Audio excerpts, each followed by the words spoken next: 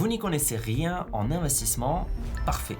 Tout le monde est passé par là et tout le monde s'est posé la même question, par où commencer? Surtout que dès 100 € aujourd'hui, on peut faire des choses formidables, à condition d'être bien aiguillé. Dans les 10 prochaines minutes, je vais tout vous expliquer pour investir 100 € étape par étape, même si vous partez de zéro et sans vous noyer dans des termes compliqués. Et pour que ce soit le plus concret possible, je vais investir 100 € en direct avec vous pour que vous sachiez exactement comment faire. Je vous montrerai qu'avec 100 €, on peut même investir dans la pierre, dans l'immobilier. Mais avant de vous montrer la bonne direction, voici ce que je ne ferai jamais avec 100 €. Il y a en fait 4 erreurs à absolument éviter avant de se lancer. Erreur numéro 1, avant de chercher à remplir vos poches, assurez-vous qu'elles ne soient pas percées. Mettre 100 € sur un livret A, c'est rassurant. Mais rassurant, ça ne veut pas dire rentable. Si vous aviez mis 100 € sur votre livret A depuis janvier 2020, vous auriez 110,75 € fin décembre 2025, soit 10,75 € de gain. Mais attention, que vous reste-t-il une fois l'inflation prise en compte? Vos 110,75 € ne valent plus en fait aujourd'hui que 100,31 €. Donc 100 € placés pour 100 € au final, vous n'avez rien gagné. Le livret A est un placement qui vous appauvrit en fait sur le long terme. C'est un mauvais investissement, tout simplement parce que ça n'en est pas un, c'est de l'épargne de sécurité.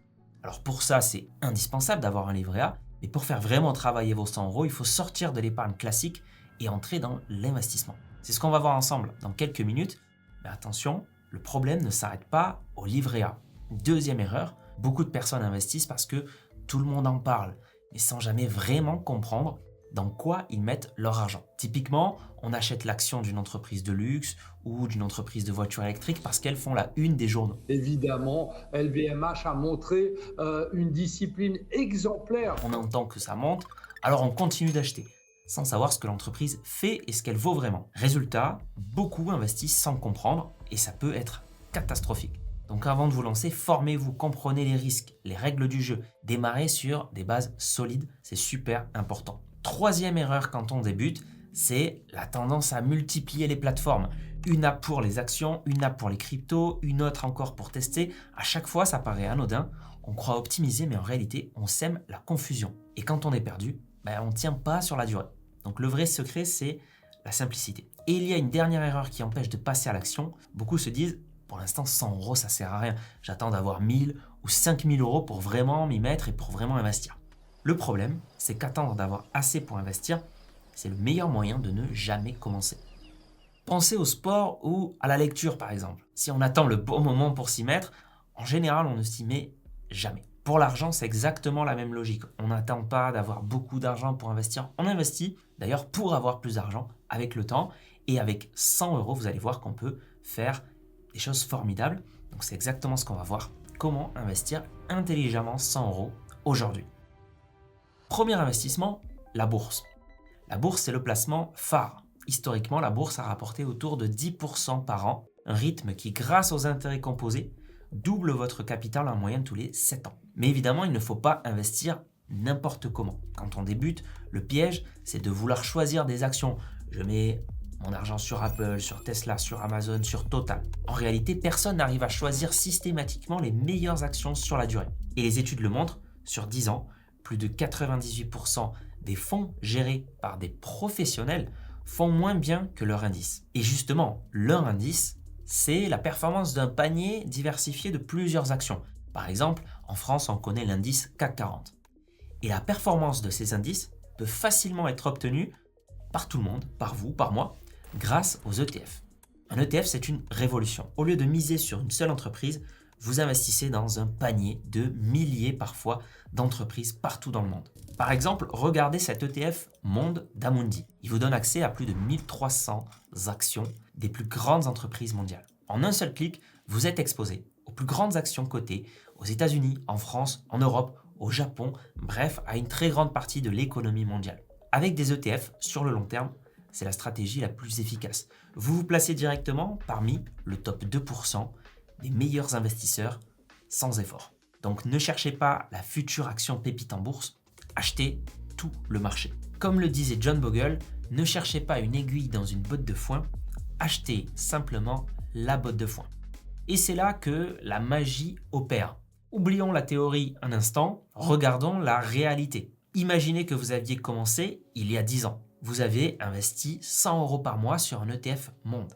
En 10 ans, vous avez sorti de votre poche 12 000 € et votre compte afficherait plus de 26 000 €. Vous avez doublé votre mise simplement en investissant tous les mois. Et si vous aviez fait pareil en démarrant il y a 20 ans, vos 24 000 € se seraient transformés en 88 405 €. Et il y a 30 ans, vous auriez atteint 172 118 €. Alors si vous vous demandez encore, est-ce que ça vaut le coup? Est-ce que c'est pas trop risqué? Est-ce que c'est fait pour moi? Est-ce que je devrais commencer? Votre futur financier dépend de ce que vous allez décider de faire aujourd'hui après cette vidéo. Reste une question très simple. Où acheter des ETF? Concrètement, en France, l'outil le plus adapté pour investir en bourse sur le long terme, c'est le PEA.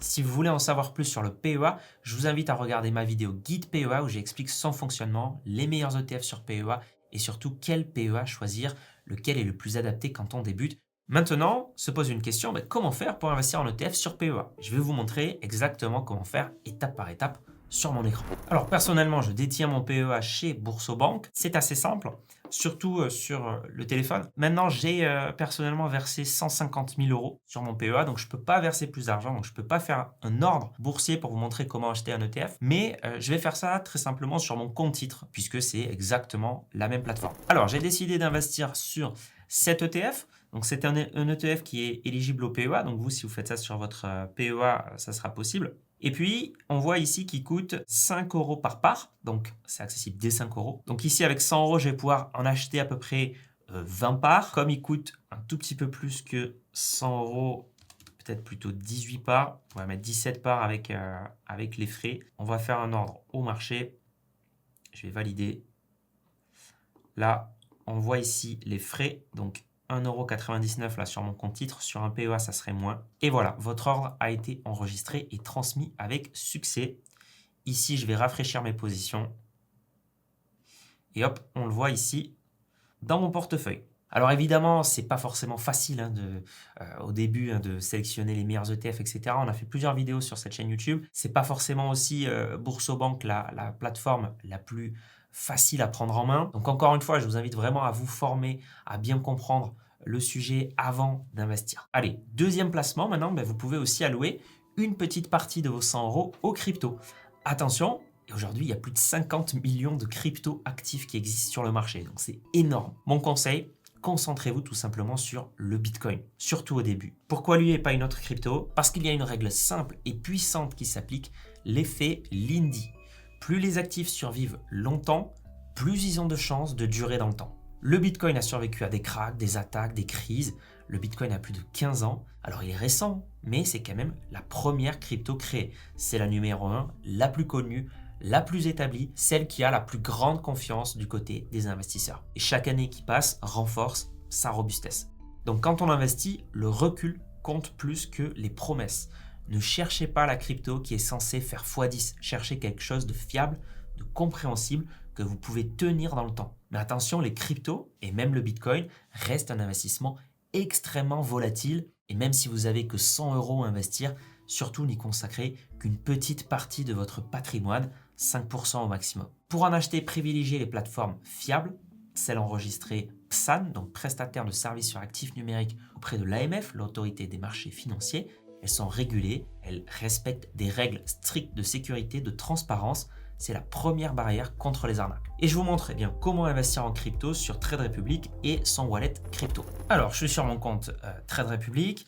Ici, il me suffit d'aller dans crypto actifs, crypto-monnaie. Je vais sur Bitcoin. Voilà, et puis je peux en acheter. Donc, par exemple, si je veux acheter pour 100 € de Bitcoin, ici, voilà, je regarde bien que tout soit sous contrôle. Je peux cliquer sur information sur les coûts pour voir ce qui va m'être facturé. Donc là, globalement, avec Trade Republic, je vais payer 1 € de frais pour l'ordre. Voilà, je viens d'acheter pour 100 € de Bitcoin. On peut voir aussi qu'on peut créer des investissements programmés, par exemple, en se disant, je vais acheter tous les mois, par exemple, 10 € de Bitcoin, imaginons. Ça, c'est une très bonne pratique en bourse, mais encore plus en crypto. Je vous recommande fortement de faire du DCA, donc Dollar Cost Average, c'est-à-dire programmer vos investissements au maximum. N'essayez pas de chercher le bon moment pour investir, ce qui est impossible. Vous programmez votre investissement chaque mois automatiquement, par exemple 10 euros, 50 euros, 100 euros par mois. C'est essentiel, ça réduit le stress, ça lisse les points d'entrée, ça évite les mauvaises décisions émotionnelles. Troisième placement, vous pourrez investir 100 euros en obligations. Les obligations, c'est très simple. C'est un prêt, sauf que là, vous jouez le rôle de la banque. Donc, vous prêtez votre argent à une entreprise ou un État, on vous paye des intérêts pour ça et on vous rembourse le capital prêté à terme. C'est généralement plus stable que la bourse, mais aussi moins rémunérateur. Mais vous n'êtes pas obligé de choisir. Vous pouvez tout à fait faire les deux. Une part en bourse pour la croissance, une part en obligation pour la stabilité. Et pour investir en obligation, je vous recommande de le faire plutôt via une assurance vie des 50 euros, via des fonds spécialisés. Alors, on trouve aussi des obligations sur Trade Republic, donc c'est assez facile à vous montrer ici. Alors, petite précision, cette vidéo n'est pas sponsorisée, j'utilise Trade Republic parce que c'est une interface très simple pour vous montrer, mais le principe est le même chez les autres courtiers. Donc ici, par exemple, vous pouvez trouver des obligations de Apple. On voit mai 2045, donc la date d'échéance, c'est en mai 2045, donc vous serez remboursé en mai 2045 de votre capital prêté. Et par contre, eh bien, vous pouvez attendre autour de 5,27% de rendement annuel. Attention, il y a des risques quand on investit en obligations. Le risque que, notamment, la société ne puisse pas rembourser le capital ou ne puisse pas payer ses intérêts si elle se retrouve en mauvaise situation à un moment donné. Attention aussi à la fiscalité sur les obligations. Par exemple, là, sur compte titre, vous allez avoir en général 30%, même c'est un petit peu augmenté en 2026, 31,4% de fiscalité sur les intérêts perçus. Donc vous pouvez voir aussi d'autres obligations, des obligations McDonald's et aussi des obligations d'État. Donc par exemple ici, des obligations d'État d'Amérique. Et donc ensuite, pour acheter des obligations, ça marche de la même manière. Ici, on peut dire par exemple, j'achète pour 100 euros de cette obligation. Attention encore une fois à bien comprendre ce que vous faites avant d'investir. Avec 100 euros, vous pouvez aussi investir dans de l'or. Contrairement aux actions, aux obligations, l'or ne dépend ni d'une entreprise ni d'un État. Son pouvoir, une diversification élevée en période de crise ou d'inflation, il peut servir de valeur refuge et prendre de la valeur comme on l'a vu en 2024, en 2025. Il peut amortir les chocs. Quand les marchés baissent, l'or peut monter. Mais attention, l'or ne génère aucun revenu. C'est un actif inerte. Pas de bénéfice d'une entreprise, pas d'intérêt payé comme une obligation. Donc c'est un actif complexe, risqué. Encore une fois, formez-vous avant d'y placer 1 euro. Et pour investir dans l'or, il existe 2 grandes solutions. On peut détenir de l'or physique chez soi, donc des lingots, des pièces. Attention, ça implique des risques. Le risque de cambriolage, de vol, le risque d'incendie. Ça peut aussi impliquer plus de frais à l'achat, à la revente et aussi une fiscalité souvent plus lourde. Mais quand on investit 100 euros, on cherche quelque chose de simple et de facile à suivre. Et bien la deuxième solution, c'est ce qu'on appelle l'or papier via un ETF. Alors on appelle ça plutôt un ETC pour l'or et les autres commodités. Donc vous achetez de l'or un petit peu comme une action en bourse. Ça permet d'investir dans l'or sans stockage, sans contrainte et surtout de le faire de manière régulière. Donc je vous montre, on va écrire Gold ici. Alors on va surtout pas prendre des actions, on va bien prendre donc un ETF, par exemple celui de chez iShares, Physical Gold. Donc Physical, pour 1 euro investir sur cet ETF, il y a bien 1 euro qui est investi sur de l'or, il y a 1 euro d'or qui est acheté et qui est ségrégué, placé, sécurisé dans un coffre-fort. Donc là, ça marche de la même manière. On peut ensuite acheter des parts de cet ETF ou vendre. On peut aussi programmer un plan d'investissement programmé. Moi ici, par exemple, j'en ai un déjà qui était programmé avec ici 12 euros 2 fois par mois qui est investi sur mon compte titre sur cet ETF. Voilà, donc encore une fois, je vous montre sur Trade Republic, mais ça marche de la même manière sur les autres courtiers. 5e placement, avec 100 euros, le fonds en euros. C'est un placement sécurisé avec un objectif clair, protéger votre capital. Le capital y est garanti et vous percevez des intérêts chaque année grâce à votre capital. Son fonctionnement est donc proche de celui du livret A, mais actuellement, il peut générer par contre entre 3 et 4,5% par an pour les meilleurs fonds euros, soit 2 à 3 fois plus qu'un livret A. Donc c'est une très bonne opportunité pour la partie sécurisée de votre épargne.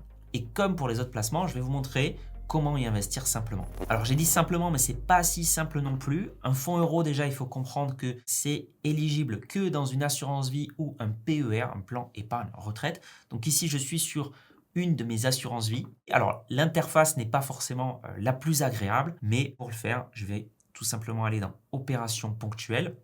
Je pourrais aller dans opérations programmées aussi si je veux investir sur mon fonds euro tous les mois par exemple. Ici, je peux faire un versement libre complémentaire. Ensuite, vous vous retrouvez dans le parcours pour pouvoir investir l'argent et choisir les supports. Donc là, ici, je peux mettre 100 euros. Je peux dire que ça vient de mon épargne. Et ensuite, je vais pouvoir choisir le fonds euro. Alors, il y en a deux ici. Je vais pouvoir choisir par exemple fonds euro objectif climat et je vais pouvoir investir dessus. 6e placement possible. On arrive au moment que je vous ai promis. Comment investir dans l'immobilier avec un billet de 100 euros? La réponse tient en 4 lettres. SCPI. Société civile de placement immobilière. On appelle ça la pierre papier. Le principe, il est très simple. C'est une société qui achète des dizaines, voire des centaines d'immeubles, de bureaux, de commerces pour vous. Vous achetez des parts de cette société avec vos 100 euros et vous encaissez chaque mois des loyers à la hauteur de vos parts détenues. Donc pas de locataire à gérer, pas de travaux, pas de notaire et des revenus passifs. Il y a des risques, attention à bien choisir vos SCPI, attention à bien choisir aussi le montage fiscal autour de vos SCPI. Et donc, je vous montre comment investir en SCPI tout de suite. D'ailleurs, je profite de cette vidéo pour dire que je suis Mathieu Louvet, fondateur de S'Investir et de S'Investir Conseil. On a un cabinet de conseil en gestion de patrimoine et on distribue notamment des SCPI et vous pouvez bénéficier jusqu'à 3% de cashback sur votre investissement en passant par nous. Attention, nous, c'est pas à partir de 100 euros, malheureusement, c'est à partir de 50 000 euros d'investissement avec nous. Tout ça pour vous dire en tout cas que pour investir en SCPI, vous devez passer par un conseiller en gestion de patrimoine qui va pouvoir vous donner accès à l'ensemble des SCPI possibles. Et ça, c'est sans surcoût puisque le conseiller en gestion de patrimoine se rémunère directement avec les frais intrinsèques de la SCPI. Alors pour donner quelques idées de SCPI, par exemple, vous connaissez peut-être Hirokozen, ou bien Comet, ou bien Sophie Dynamique, ou bien Remake Live. Alors certaines de ces SCPI s'achètent des 100 euros. C'est le cas par exemple de la SCPI New Gen. C'est une jeune SCPI qui est accessible des 100 euros. Mais vous voyez qu'elle n'est pas tant diversifiée puisqu'elle a que 2 immeubles même aux Pays-Bas. Donc pour l'instant, ça reste un petit peu limité. Donc malheureusement, les meilleurs SCPI seront soit éligibles à partir de 50 ou 100 euros sur assurance vie. Ça peut être un montage fiscal très optimisé. Ou bien, pour les meilleurs, il faut plutôt compter autour de 1000 voire 5000 euros de ticket d'entrée minimum. Alors maintenant, avec 100 euros, soyons honnêtes, les gains seront limités. On ne change pas sa vie du jour au lendemain avec cette somme, évidemment. Mais avec 100 euros, il existe un choix qui surclasse tous les autres sur le long terme, le plus rentable, le plus puissant, investir ces 100 euros en vous-même, dans votre compréhension, dans votre éducation financière, parce que un portefeuille peut fluctuer, mais une compétence, un savoir-faire, jamais. Ce que vous apprenez, personne ne peut vous l'enlever. Donc se lancer sans comprendre, c'est prendre un risque inutile, un risque qu'on peut éviter. Alors comment se former? Livres, vidéos YouTube. D'ailleurs, si ce n'est pas encore fait, abonnez-vous à cette chaîne. On publie 2 vidéos par semaine pour vous guider pas à pas dans l'investissement. Et pour prendre une vraie longueur d'avance, vous pouvez accéder aussi à ma formation offerte. Elle vous aide à poser des bases solides, construire votre stratégie avec discernement pour investir avec confiance et autonomie. C'est le premier lien en description si ça vous intéresse, donc cliquez dessus pour y accéder. Maintenant, retenez ceci. Le moment parfait pour commencer à investir n'existe pas. La seule chose qui compte, c'est de commencer. Parce que dans 5, 10 ou 15 ans, vous regarderez en arrière en vous disant « Heureusement que j'ai commencé ». Ce sentiment-là, personne ne pourra jamais vous le reprendre. Donc pour ceux qui veulent apprendre à bien investir, vous former, vous pouvez accéder à ma formation offerte. C'est le premier lien en description. J'espère que cette vidéo vous a plu, vous a aidé et je vous dis à la prochaine. Si vous souhaitez démarrer en bourse, vous voulez sûrement découvrir ma sélection des meilleurs ETF à avoir en portefeuille. Cliquez ici pour la visionner.